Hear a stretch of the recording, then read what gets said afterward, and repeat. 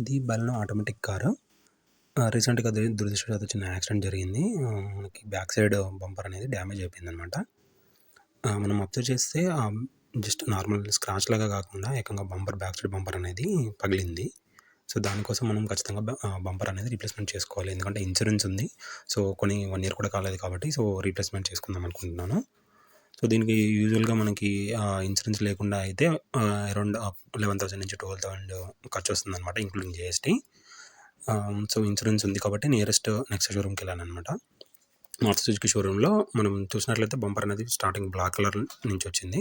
దానికి తర్వాత పెయింటింగ్ ఏసి ఫిక్స్ చేశారు. సో, ఫిక్స్ చేశాక ఇదనమాట మనకి ఫైనల్ అవుట్‌పుట్. సో, ఇన్సూరెన్స్ ఉండడం వల్ల మనకి అరౌండ్ 2000లో అయిపోయిందనమాట నాకు. 2000 నుంచి 2200లో అయిపోయింది.